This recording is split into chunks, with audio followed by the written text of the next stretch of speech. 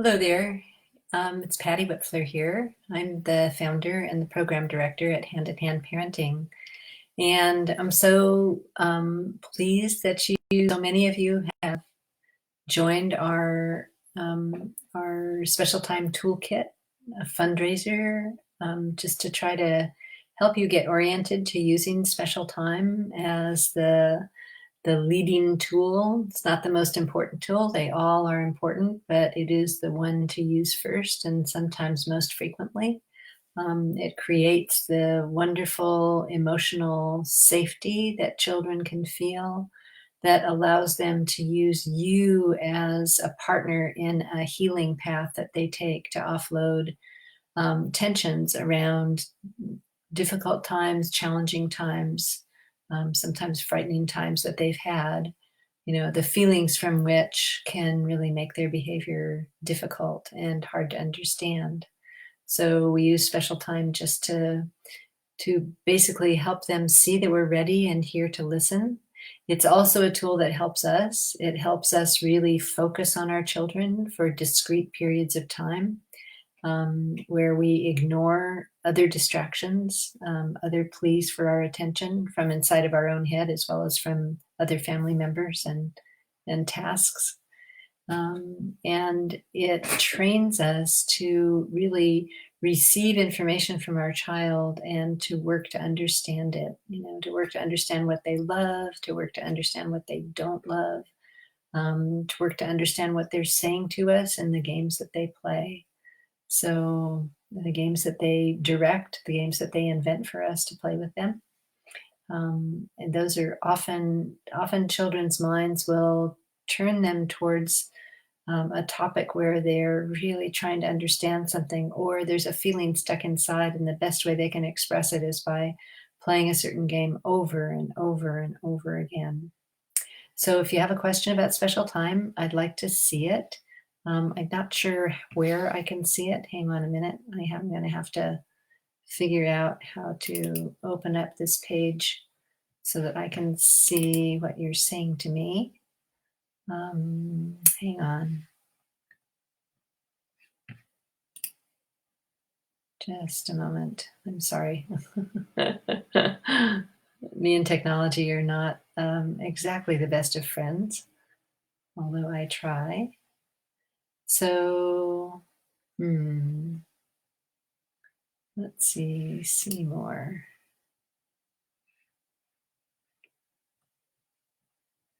Oh dear. I do not know how to find your questions. This is embarrassing. I thought they would just show up right here in front of my face, but I do not see them. Hold on. Posts.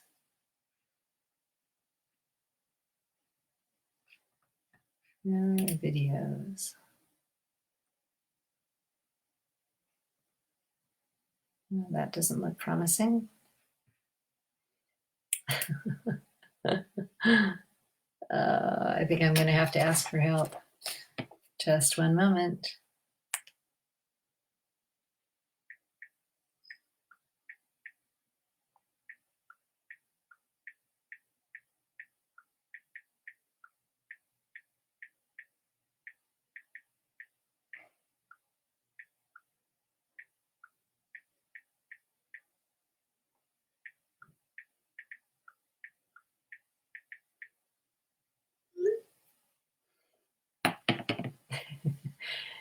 Okay, I'm going to actually, what I would like to do is tell you a special time story while I'm waiting for help on my computer. So this is about when children say, I don't know what to do, or I don't want to, or I don't know. In just a minute, I'm getting some help. Okay, the questions are going to come typed to me on my phone. And I'll tell this story when I have a moment. So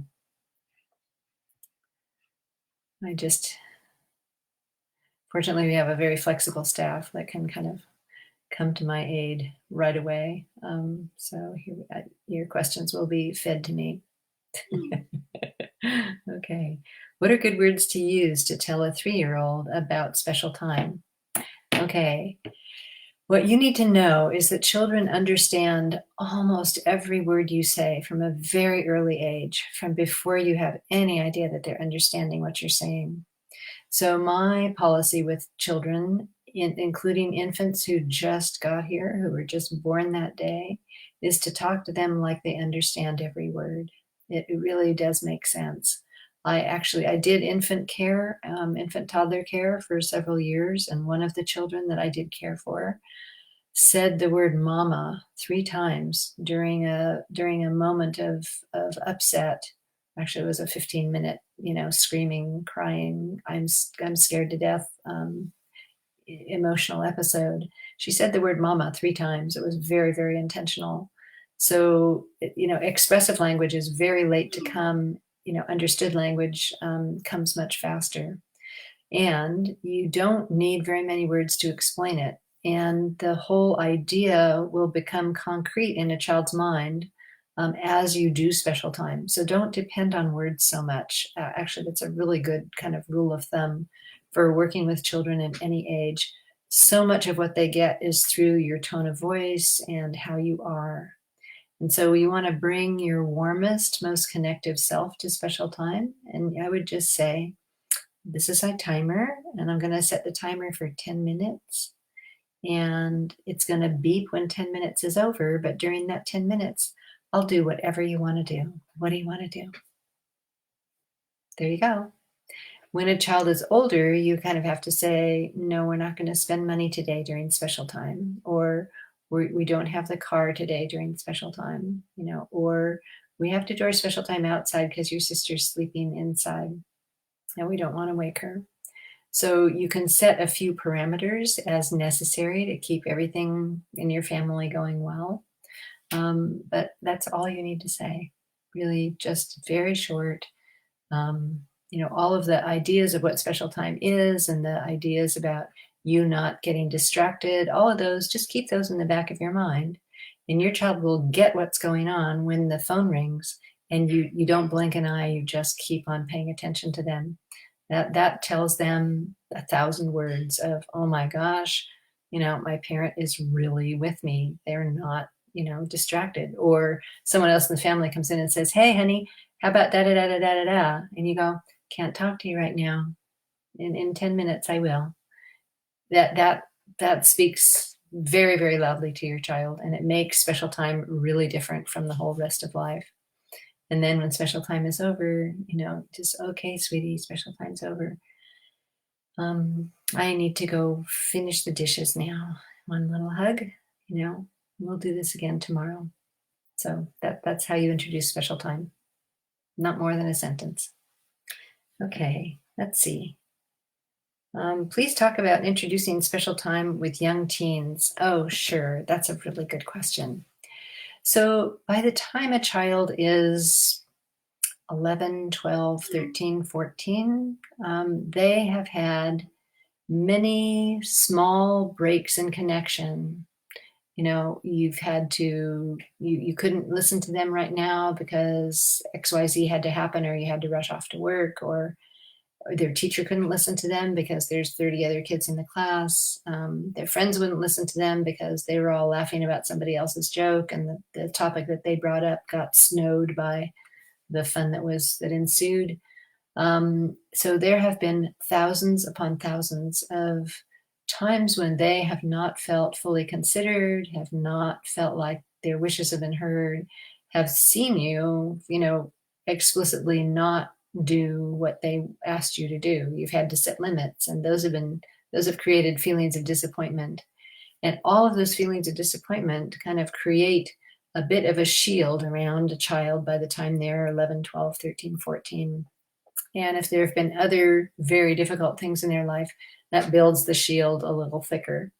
So the many times and the fact that, harder things than these little disappointments have also happened to your child, if your child is a normal child, and, in this society, life is not that easy for children.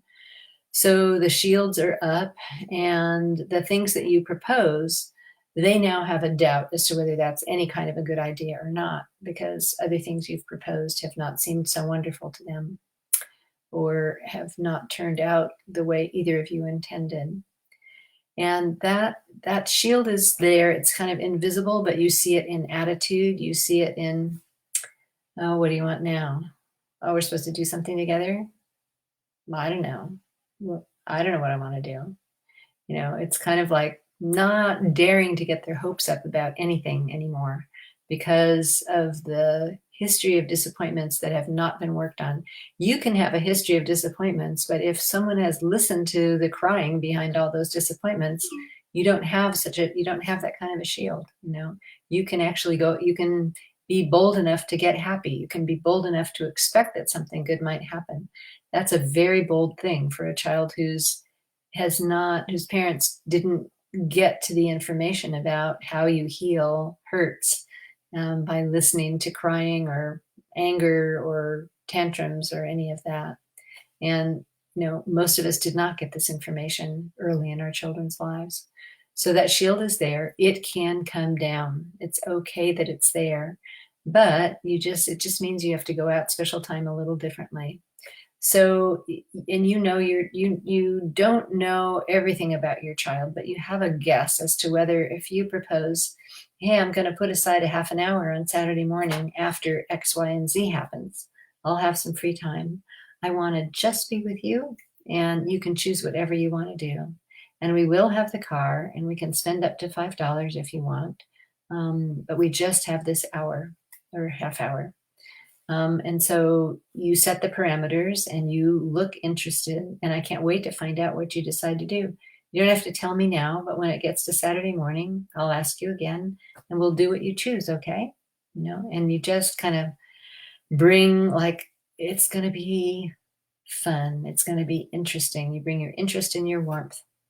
So Saturday morning comes, you have an idea as to whether your child is actually going to like this idea and come up with something that they really want, or whether they're just going to go, I don't know.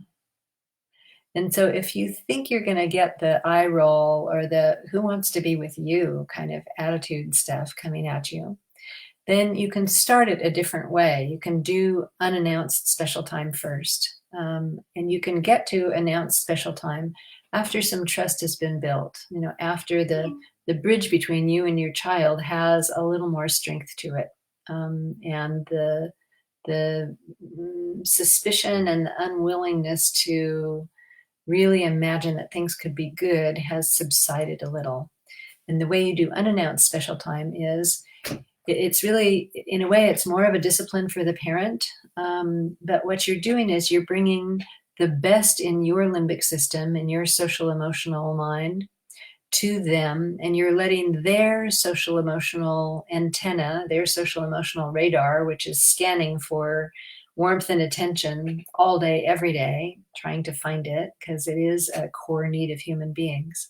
But that's an invisible activity. Your child doesn't even know that they are scanning. And sometimes the information that someone is here and paying attention comes in subconsciously. It comes in without the child's conscious awareness, but it always comes in. You can trust a child's limbic system to know when you're available, when you're paying attention, when you're in good shape. So the first thing to do really when you've got a preteen or a teen child, especially one that where the relationship has its rocky spots, is to go work on your feelings about them, your disappointments, your wishes that they understood how much you love them, the way you recoil from the attitude that comes at you that shows that they've been hurt and are looking for help. If you do your own work first, it makes all the difference in the world as to how well your child can feel you available and willing to be with them. Because your mind is more on them than on all of the worries about the relationship and are they okay? And oh my gosh, can you retrieve this child before it gets too late? We just have so many worries that often are, they're running back there, but they're not in our consciousness. So getting those worries out on the table, working with your listening partner on them so that you are a freer person when you come to your child. And then what you do is you just come and you don't announce anything. You go to where they are, doing something on their screen or reading a book or, playing basketball outside. And you just go and you just hang out. And then you just watch and you do not say anything. You don't ask anything. You just watch. You give them your attention. It's not watching really.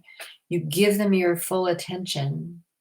But sometimes it works better if you just bring something um, mildly, I don't know, distracting with you so that they don't feel like your eyes are kind of burning a hole through their heads. So you could just come out and be around. But where you want your attention to be, if you bring a magazine, for instance, you can thumb through the magazine, but you don't want to start thinking, oh, gee, I should adopt this, this exercise routine here. That would be really good for me. You want your mind to be, I'm still here. He's playing basketball. I'm going to watch. I'm going to see how beautiful he is. Oh my gosh, look what I brought into the world. Huh. Oh, look at that. Oh, he's really working at that, isn't he? You basically, you're not going to talk to yourself. You're just going to absorb who he is and what he's doing. And in a way, I liken it to fishing. It's kind of like when you go fishing, you put your line in, you put the best bait you can on the hook. And the best bait for young people is your warmth and attention. That is the most attractive thing that they could possibly find. You put that in the water and you just let the fish swim by and eye the bait very suspiciously, and then swim by and eye the bait again. And you don't know really that the fish is eyeing the bait. You can't see this when you're fishing. Who knows what activity is going on around there? Who knows, how many times the fish go by going, that looks suspicious. You put your attention out there and you let suspicion happen. You let your child be cool and not pay any attention to whether you're there or not. They don't have to look at you. They don't have to answer to you. You just are there. And doing that can discipline you not to ask questions, not to interrogate, not to, gee, did you put your clothes away? Those clean clothes that I just folded and put them on your bed. Have you put them away yet? Just nothing like that. You're there for them, not to find anything out, not to quiz, not to learn anything. You're there for them. And if you just do that for 10 minutes a day without trying to teach or change or educate or inform or anything at all, just no wants, no needs on your part, I'm here for you.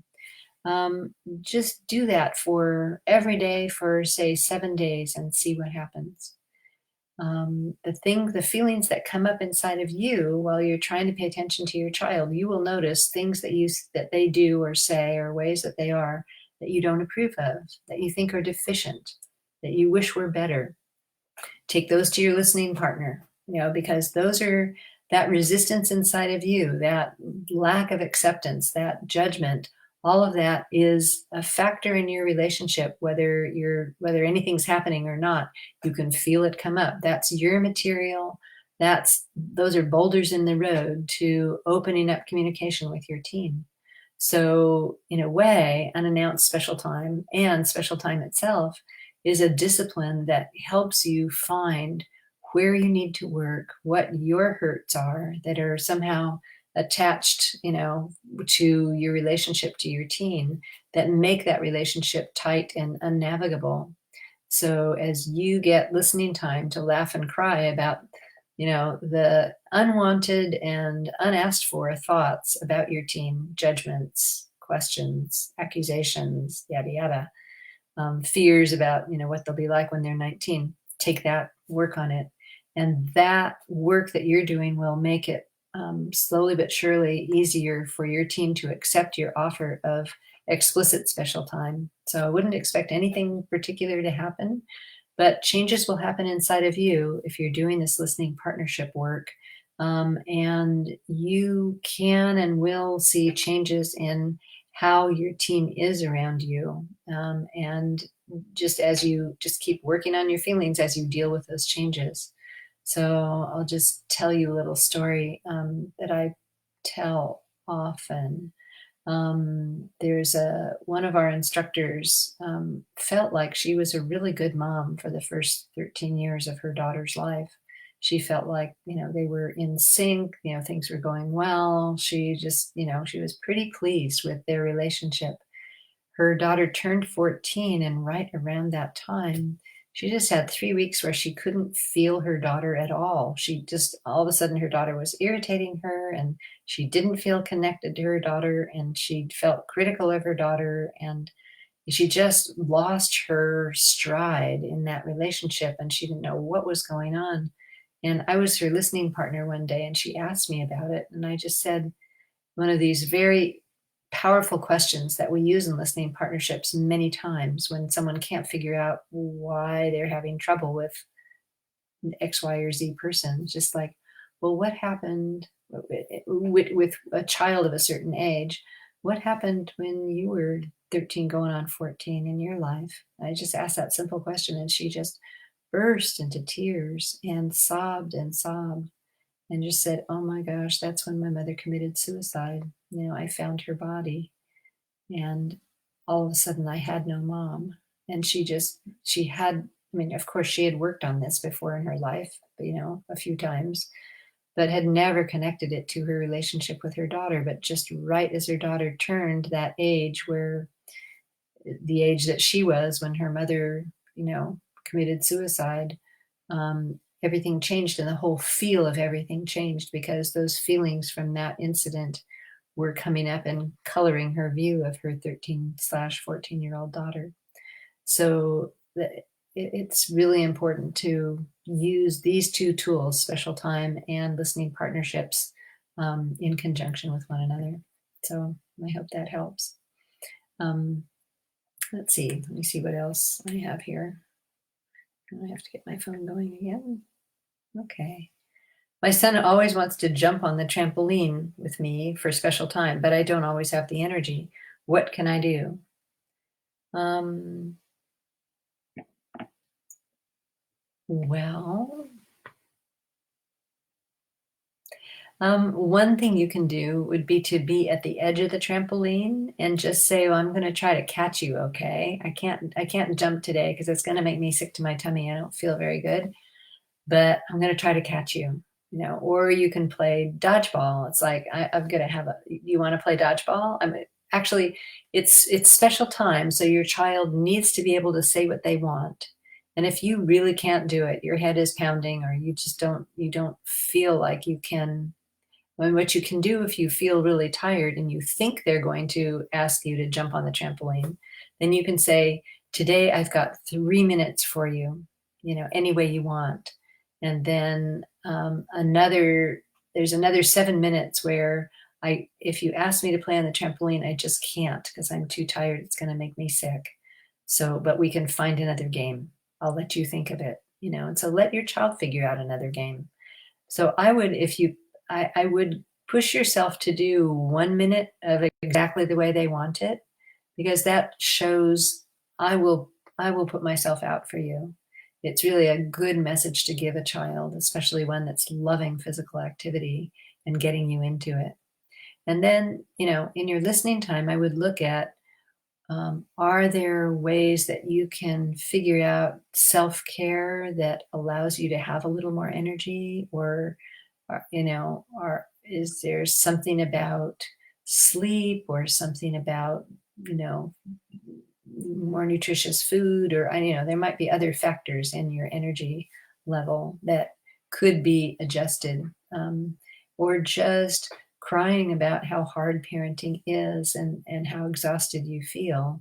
That can actually change that feeling of exhaustion. Just working on big feelings about, what happens when you get so tired, or what triggers that tiredness. Sometimes all it takes is, a loud argument between siblings, and all of a sudden you just feel like you can barely move. I think that happened to me many times.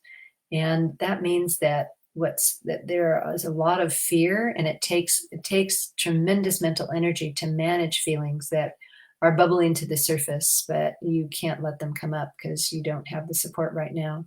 So what you want to do is just note the things that trigger that tiredness, and see if you can take them to your listening partnership at a time when you haven't been triggered in that way, and go at it for what happened, what might have happened to you that makes X, Y, or Z make you feel exhausted. That might be helpful.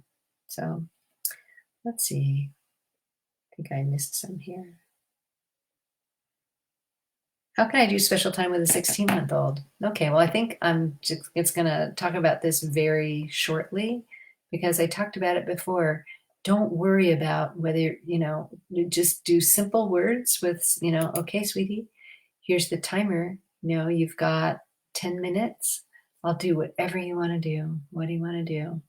And just show them your warmth, show them your availability, get down on their level. So a good place to do special time with a 16-month-old is on the floor, with you right there, warm, warm, warm. And then they're just gonna, walk around or go pick up a toy, or maybe they'll hold their hand out, like, take me outside, and you know what that means. And you can just guess, oh, you want to go outside? Okay. But if they're just, playing in the room, just follow them around, but try to position yourself not behind them, but, sort of at a three-quarter turn so that you are not quite facing them right on, maybe, but they can still see you. They can see the look in your eye. They can see the interest on your face. You want to be, a little more affectionate than usual. So they're intently playing with a doll, and you can just kind of brush the hair off of one side of their face a little bit, but not to distract, just to show a little affection. And when it's over, you just go, okay, we can still play, but I might have to go get a drink. And you just, I don't know, again, you say, it's like they're learning language while you're talking to them, so you talk to them as you would.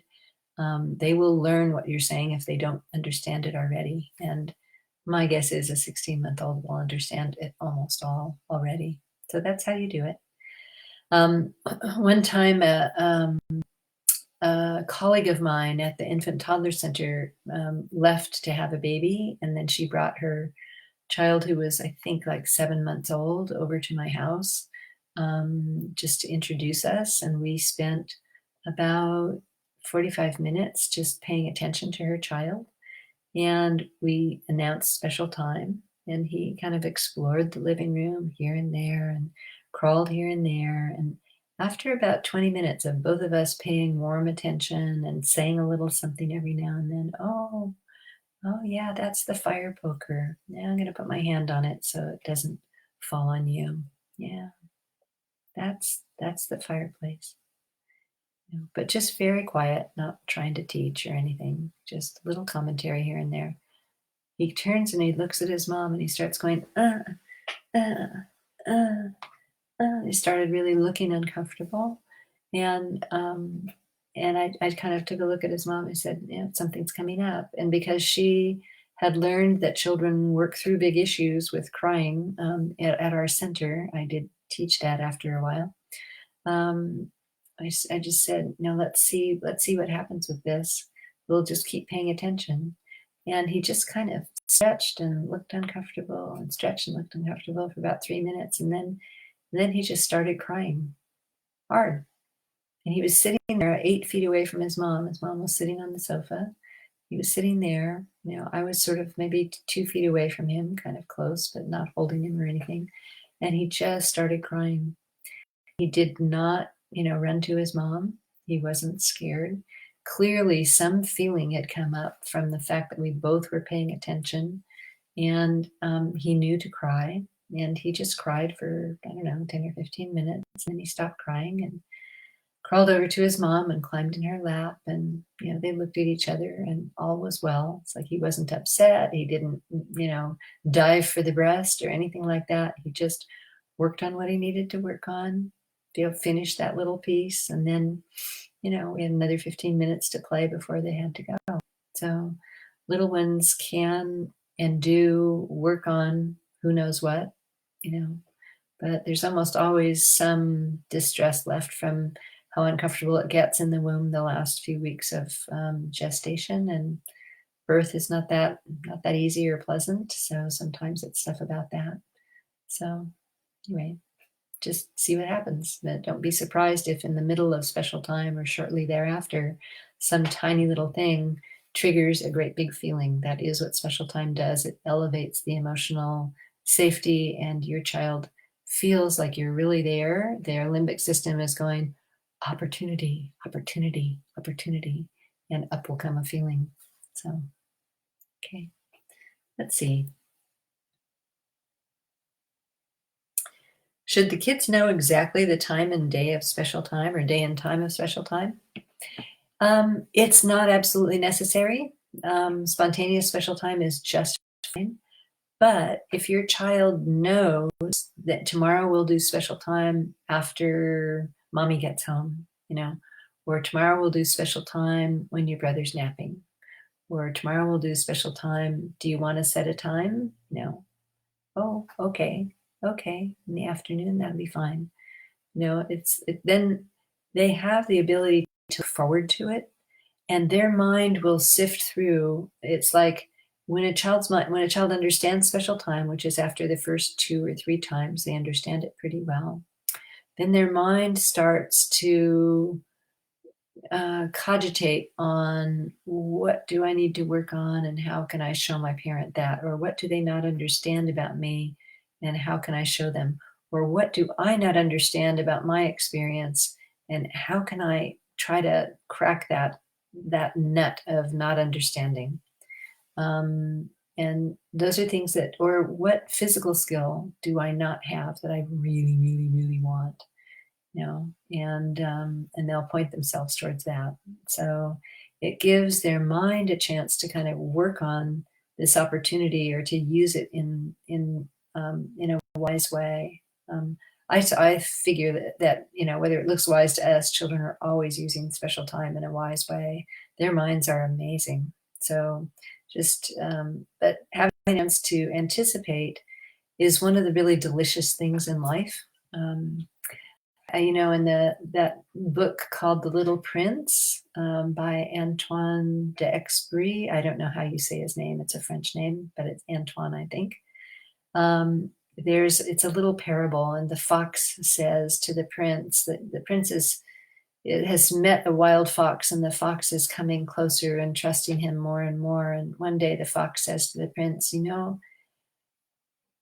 you come every day to visit me at 4 o'clock. And at 3 o'clock, I start feeling happy about you coming, and I know you're coming. And it makes that hour before you come, something like, I'm paraphrasing, but it makes that time before you come very special. And then when you do come, it's really, really special. It's just the whole idea of being able to expect and anticipate and look forward to being loved by someone is one of the wonderful things in life. So you can do it for that reason, that you and your child can look forward to it. Actually, we don't always look forward to special time, I will say.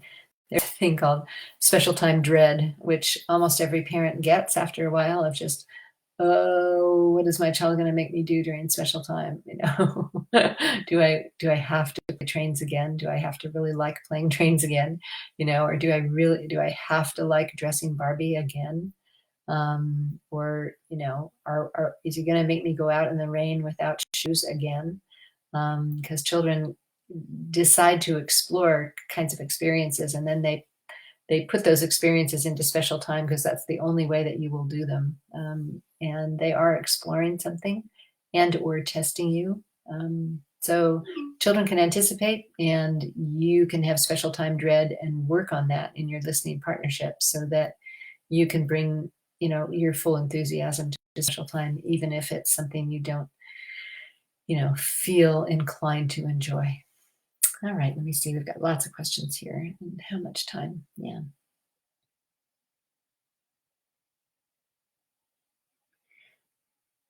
My 3-year-old wants screen time for special time. Can I take screen time off the table for special time? Screen time isn't a potent poison. It is not really good for many children in large doses.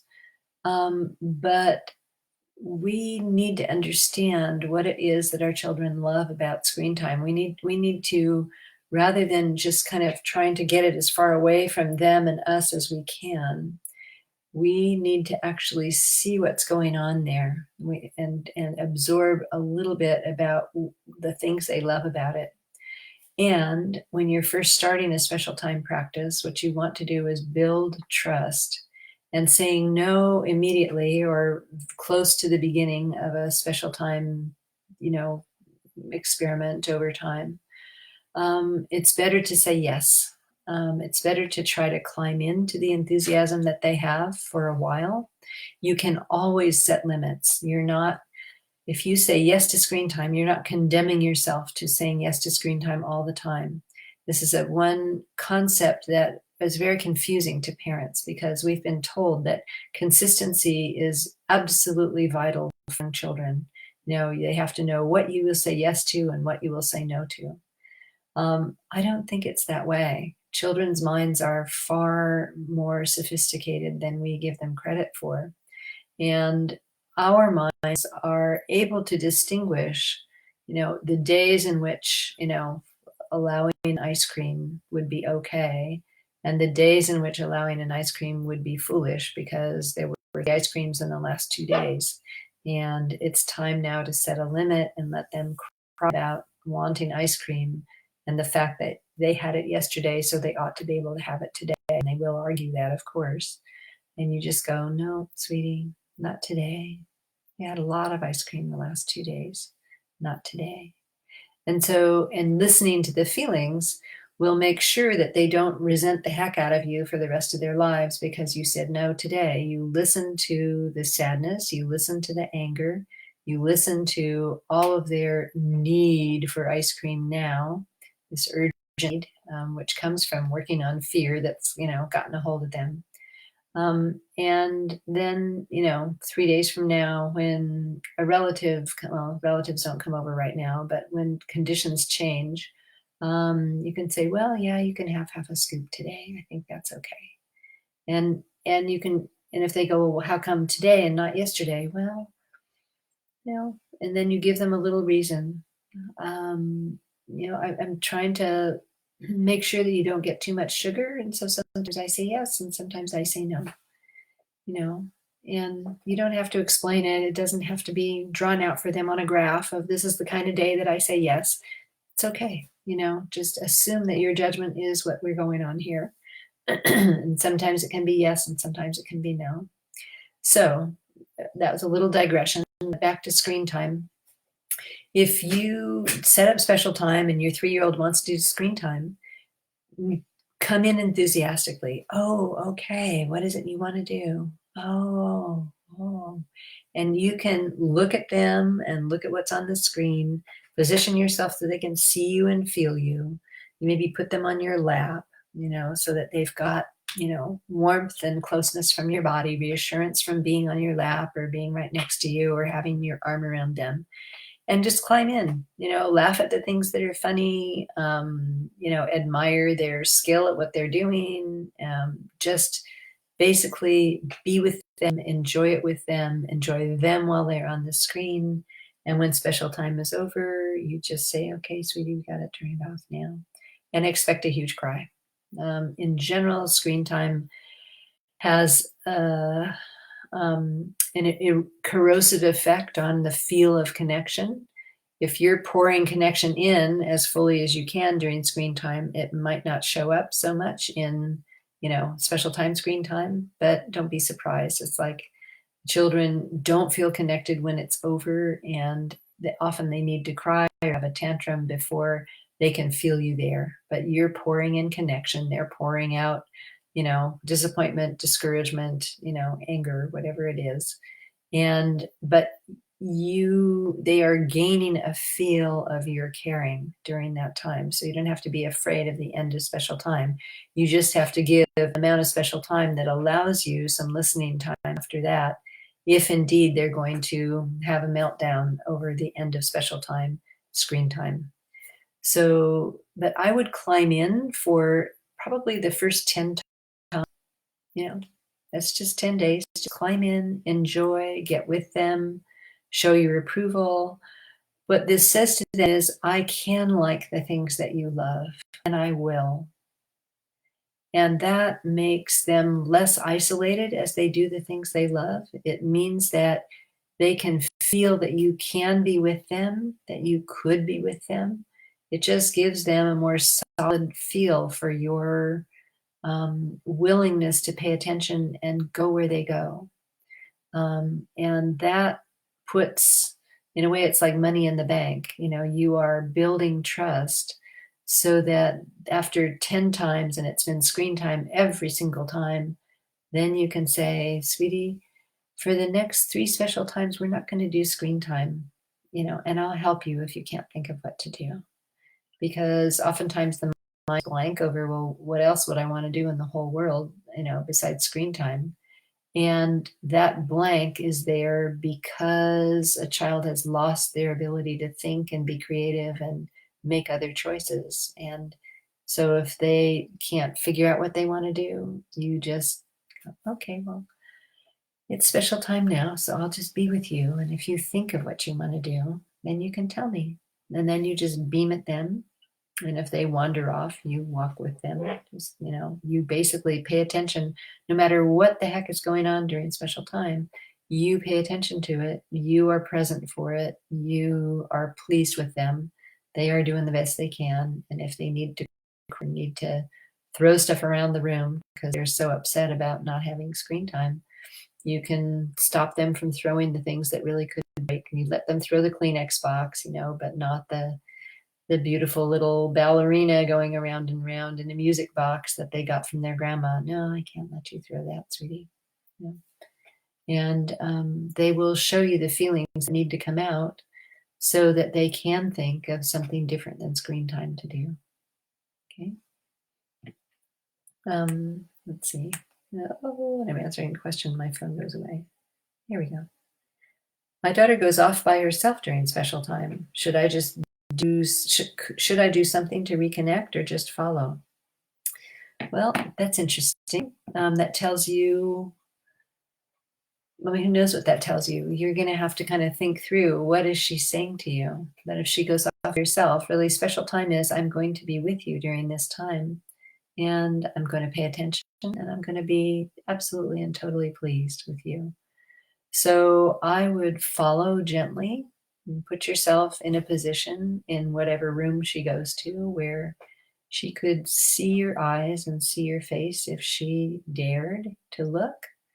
I want to make sure that you are really fully offering connection, with eye contact and warmth in your being, for the whole time, because sometimes children finally dare to look. And if you are, picking the lint off of the bedspread, it's like it took them 10 minutes to dare to see if you really were there. And then when they saw you, it was just the moment you started needing to do something useful. And so you're picking lint off of the bedspread. And that would be disappointing. That would be a setback in the trust that you're trying to build. So I would just go with her, and you might halfway through gently ask, is there something you'd like to do? And, after 2 or 3 special times like that, then I would say to her, I don't know what age of a child you're talking about. If it's a 2-year-old, that's really different than a 4-year-old walking off all by herself. But if it's a 4-year-old, then you could say, you can do anything you want to do. And then I would throw in a few kind of, not nonsensible ideas that are examples of, her telling you what to do, and then you would have to do it. I don't know. The examples I usually think of are, you could make me stand on my head in the corner, if you wanted to during special time, or, if you wanted to make mud pies outside and throw them at the trunk of the tree and hear them splat and see how much splat we can make, you could do that, or if you wanted to make a little circus with your stuffed animals, you could do that. would help you or I would watch you, whatever you want. And, or if you wanted to make a whole bunch of sink in the kitchen, stand on a chair and blow suds at me from your hand like that, then I would have to get suds all over me because you're blowing suds at me. You'd have to tell me, you could tell me where I could stand, and then I have suds all over me. You just kind of, it's a few crazy ideas, just so that you're trying to, help her think outside the box of, I'm going to have to do something that is what my mommy wants, or I'm going to have to do something she approves of, or I'm going to have to do, I'm going to have to do something ordinary because, that's all we ever do. Um, that would be some ways of trying to kind of jiggle it a little bit. Yeah. So I hope that helps. Just all we can do is experiment. Every child is really different, and children have, I don't know, they have their ways of using our attention and their ways of deciding they can't possibly trust us to do X, Y, or Z. And so, both of those things will come up in a long practice of special time, times when they don't really trust us to pay attention, and times when they want something really wild and we just have to, okay, to make ourselves do it. So, okay. Is it okay to say no when kids ask for special time and to do it when they don't, when I want to control the time? Um, Children ask for special time in general when they don't feel connected enough. It's like children find out pretty quickly, like within the first 5 special times, that there's something about it that feels wonderful to have a parent's full, undivided attention. Really, it feels deeply nourishing, and they can't describe the feeling, and they won't describe the feeling. It doesn't matter, but you will see that they come to trust you. And then when they feel themselves kind of going out of orbit, they can't feel you there anymore. They feel the connection as close as they want to. Um, in general, when children don't feel connection, they signal you with your that is irritating, that is just unworkable, that is hard on somebody else. So they signal you by looking at you. It's like, this is like 2-year-olds and 3-year-olds look at you. They grab the dirt in the planter in the living room, and they're looking at you the whole time, and they bring their fist with the dirt and they just drop it on the carpet. And it's not like they didn't know that this is not a good thing to do. They know very clearly, but they can't feel you there. And they have to signal you that they can't think, that they are not in a good state inside. And rather than having your child signal you with dirt on the carpet, children who understand special time will ask for special time. And my advice would be to say, sure, I can do 2 minutes, rather than say no, because the child is actually trying to get the vitamins they need to make it through the next hour, or to make it through the next hour with a brother over here and a sister over here and things not going too well for either of them. Your child is trying to stay connected to you, and special time, they know special time does the job. So, and even given that, there are times when you just can't say yes. Especially during COVID times. It's like, it's just, it's way too much for parents. And so when you say no, I would say no in a connective way. I would say, no, come here, let's do a hug right now. I have to make dinner, or I have to see to the baby, or I'm really, really tired. Um, but then tell your child when you can do special time. That would be a good way to do it. Or see if you can, put them on your back while you make the dinner. You want to ride on my back while I fix the dinner, or just find, if you can, some other way that they can get at least a few whiffs of connection in the next few minutes. Do you want to stand on a chair and watch me fix the dinner? And if you want, you can cut this with the butter knife. That's a safe knife, and just give them a little job to do. So I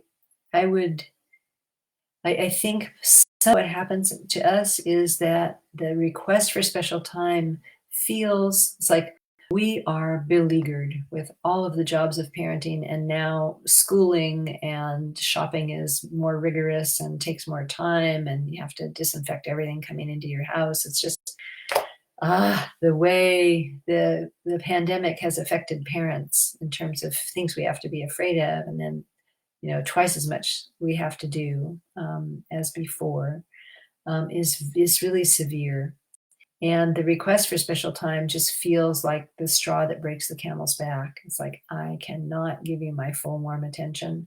I am totally spent. And so, but having a place to go with how hard everything is, having a good cry twice a week about the impossible demands made on you as a mom or you as a dad right now, will really make a difference. It's like we just get spent, and we don't like to walk around in that state. And relieving some feelings, having a few good laughs. Sometimes you can just spend 10 minutes telling your listening partner where you would like to be and what it would be like if you could choose the place to go for 10 days with no children, no one else in your family, no one to take care of. Where would you go? What would you eat? How warm would it be? Would you swim, or would it be the mountains? Would there be a breeze? What animals would you see? Sometimes just making, I don't know, just having someone listen to what you crave really can, it can either bring the tears or it can help us feel refreshed just to have brought to mind the experience that we feel would help us so much that we can't have right now. But we know what it's like, and to bring it to mind can sometimes relieve us of feeling burdened, badly done to, slave to our circumstances. It's not really in the human spirit to be slave to anything. So sometimes we have to imagine our way out of it, pry away the feelings that come up from many times in our childhoods when we had no choice whatsoever. So I think there's a second part of that question. Is it okay to say no when kids ask for special time and do it when they don't, and do it when they don't, to do it when they don't want it, or when I want to control the time? In general, it's the parents' initiative to say, here's when special time is, and here's how long it is. And here's how long I can pay attention to you, or I'm gonna, peter out there. And so that's fine. I mean, really, it's a flexible tool. There are a few wrong ways to do it, but you'll find those out, because your child won't want to do it with you anymore once you do want to do those a few times. And so, yes, you can say no when they ask for special time if you have to, but consider what it is they're trying to do, which is they're trying not to bop their little brother on the head. They're trying not to hold a screaming fit in the living room because they don't feel connected. They're really trying to get the connection they need to keep on an even keel and to enjoy their lives. And if you can't give it to them then give them a little brief indication of your love and your connection. Let's see, we have a few more here. How long per day should each child have special time? If you left that up to the children, it would be probably an hour a day. But we can't leave it up to the children. It's really, our resources have to be, we have to guard our resources and dole them out in an appropriate way as best we can. For people who have a big family, sometimes you would want to give make a 15-minute special time for the first child on Monday, another 15 minutes for the second child on Tuesday, another 15 minutes for the third child on Wednesday, 15 minutes for the fourth child on Thursday, 15 minutes for the fifth child on Friday, and start with the first child again on Saturday. As children Get used to special time. What's interesting is that sometimes an older child will volunteer to give special time to a younger child. It's like, oh, mommy, I'll give him special time today. I know what he likes, and all of a sudden you've got help. You don't want to demand help from the older children. That's not, it's not their job to be the mom or the dad. And it doesn't help to have those adult expectations of adult behavior on children. It's hard on them. It's not the worst thing that ever happened, but it is hard on them. Makes them feel deeply lonely inside that they're not the one that's getting the attention. That the little one is getting the attention again. But so what we say actually as kind of a bottom line is an hour a week, and that could be 10 minutes a day for 6 days for one child, or you know one child every other day. You divvy up your hour that way. And if you don't have an hour, then you just can really.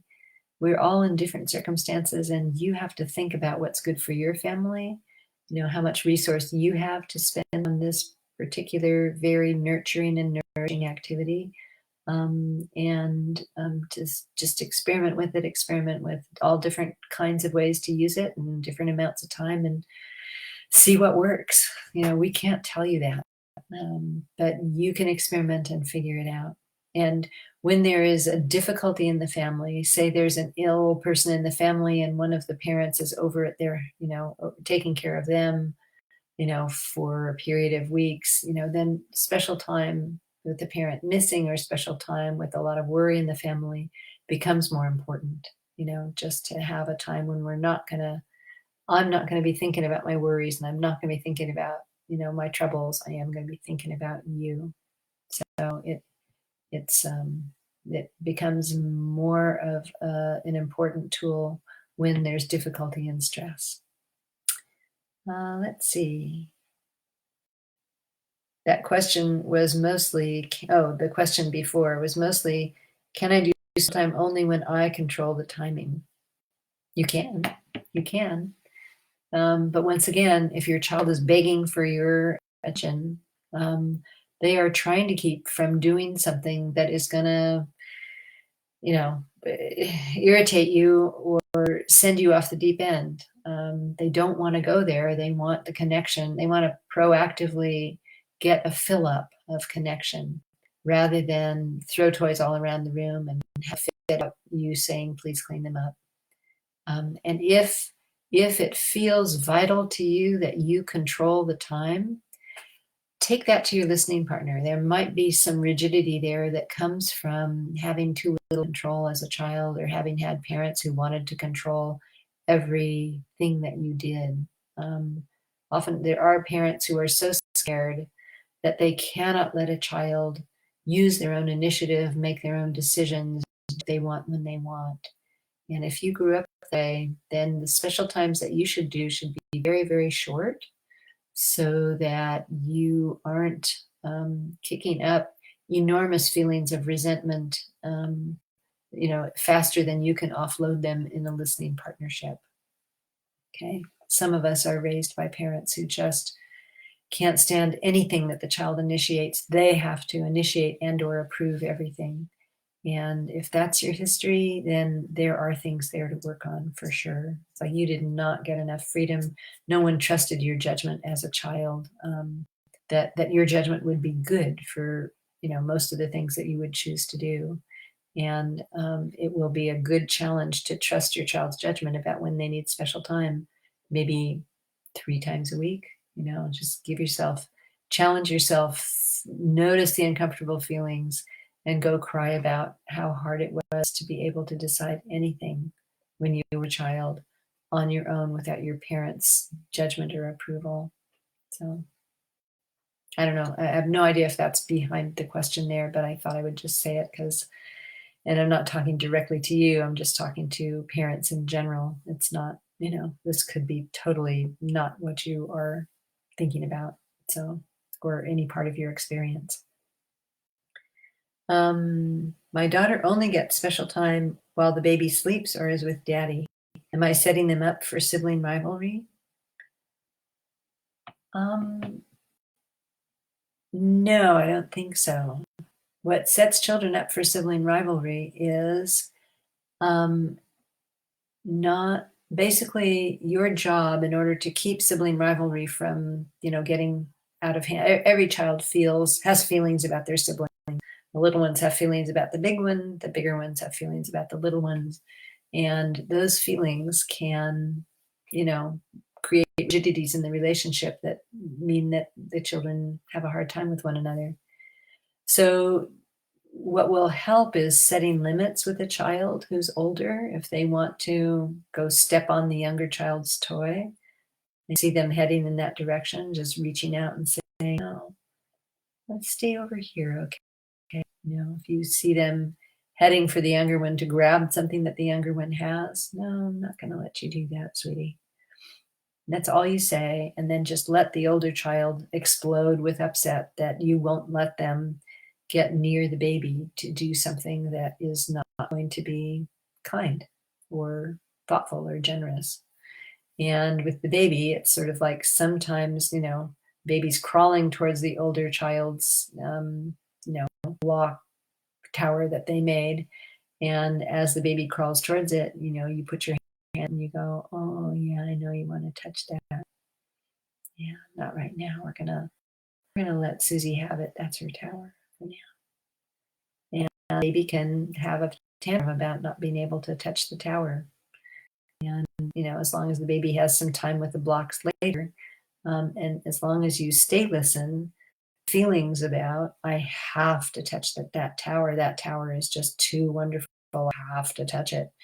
Um, you know, those feelings of urgency about completing their mission to touch the tower will release, and your caring will go in, and when they're finished releasing the feelings, they will be able to make a different choice, or they'll want to touch the tower again, and that shows you they weren't quite finished with this project of releasing feelings of I have to touch that tower, it's just too amazing. So setting limits before children, interfere with one another or do hard things to one another is really the way that they can get in and work on feelings about, the little one. And the other thing that you can do is to not solve problems about things not being fair. He got more than I did. He got more ice cream on his bowl. And it's like, so you just, you don't go try to fix, add a teaspoon of ice cream, to the child who's crying's bowl. It's not the ice cream. It's the held feelings that I never get enough that are really the problem. It's like a child would not be examining the ice cream, 5 ways, looking around for, who got the most and seeing a quarter more teaspoon of ice cream on in their sibling's bowl than in theirs. There wasn't, already a tendency to feel like, they never get what they need. It's that feeling that's the problem. It's not the ice cream. So you can just safely say, yeah, yeah, let's look at the ice cream. And this child is like wailing away. It's not fair. He got more. I never get what I need. It's like, no, well, I'm not going to fix it right now. I want to be with you. And so you give them you don't give them the ice cream that they're wailing for, or a turn with the purple trike that they're wailing for. You give them you, and you just basically stay with them until they're finished having a really deep upset about things not being fair, needing it now, needing it their way, needing exactly the same kind of thing that their sibling has. That's where you can really, those feelings build up. You can't prevent those feelings from building up. What you can do is be a good listener for them and not really try to fix things. And that improves sibling relationships over time. It's really pretty amazing how well it works. So, okay, I'm going to read this anecdote that I started trying before I figured out how to get your questions here, because I think it's really interesting. This is about when your child doesn't know what to do for special time. I love this anecdote. So when I first started doing special time with my 3 kids, the middle one would have, she's a girl, have this kind of behavior. She would either not know what to do or would do things that took longer than 10 or 15 minutes to do, like art projects or cooking. Then she would, quote, waste her time preparing the stuff she needed and would end up with no time for doing it. I stay listened a lot, but at some point got really frustrated with the whole endeavor. I think it was something Patty did during our class that sparked an idea. Every time my daughter didn't know what to do for special time, I would say lovingly, "That's perfectly okay. I'll just stay here and love you while you think about it or while you plan it out." Then I just sat watching her or followed her around while she prepared her stuff. I noticed the need for stay listening decreased over time, and she was more relaxed and eventually figured out how to best time. Let's see. I also noticed that I had certain expectations about how special time should be, and I think I may have passed that on to her, the pressure to perform. So another thing I did was to talk to her about it outside special time. I told her I noticed that she had a hard time finding things to do for special time and asked her if she needed help. I suggested we do a list of things she would like to try for special time. So every time she would do something she enjoyed or would see something she wanted or liked, I would ask her if I should put it on the list. So when it was time, I would ask if she knew what she wanted to do or if she would like to check out the list. We used this for a very short time, but I think it gave her the safety of having a backup of a place to park her thoughts and go. So if your child is choosing things in special time, like, take 40 minutes to play Monopoly, but they want to play Monopoly, don't go, "Honey, it takes 40 minutes to play Monopoly. I don't think we can do that." Don't just, they want Monopoly. They get to take out the Monopoly board. They get to, and they get to their game piece, and the timer goes off after 10 minutes and you go, "Okay, sweetie, that's all we have for special time." Then they can burst into tears and work on held disappointments, which makes them a less disappointed person in general. Very, very healthy and very helpful over time, makes children much more easily satisfied, actually. Or they can have a tantrum and go, "You never do what I want to do. It's never long enough." And you go, "Yeah, I'm sorry." And you listen and you listen. And then when they finally finish their upset, and you have planned for this because you kind of get the hang of the fact that they don't know how to pick an appropriately sized activity. And so they're on disappointment because the counter disappointment is, pick something grand, but it never works out because 10 minutes can't contain something grand. So their judgment is skewed by all the disappointments that they're holding. The pressure of those disappointments makes it hard to choose something that is a 10-minute something. But as they work this through, they will be able to figure out what is a 10-minute something when they don't have when their brain cells are not so occupied with having to manage feelings of disappointment. They will have let those go. There's not so much junk in there to manage, and they can think more clearly at what a 10-minute special time can contain, and become a happier kid in the meantime.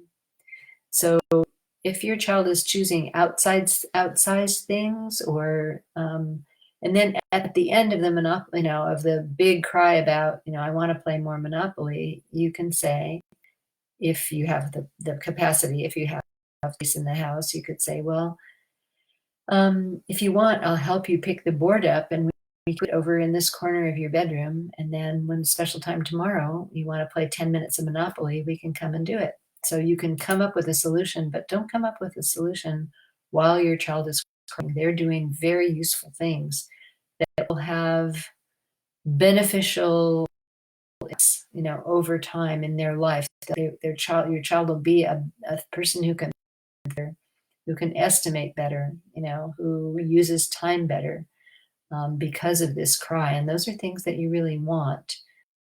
Your solution about the Monopoly game, they may or may not like that, but don't stick it in the middle of the crying. Just allow the cry to happen. They came up that was bound to happen, you saw it coming, go ahead and listen. And, you might have a little fix or a little place where you can set things aside and they can go at it again. Yeah. So I hope this has been helpful. I want to thank you so much for the donations that many of you gave us before as you got your special time toolkit. We hope you'll stick with this practice. We hope you will come to our parent club for more coaching, for a community that is really all about respecting parents, understanding how intelligent parents are, and offering warm support in the midst of hard times. We have lots of that in the parent club, as well as everyday coaching. So care. Thank you very much for sitting hand in hand, those of you who did. Stick with us, and we will help you as best we can. Take care. Bye-bye.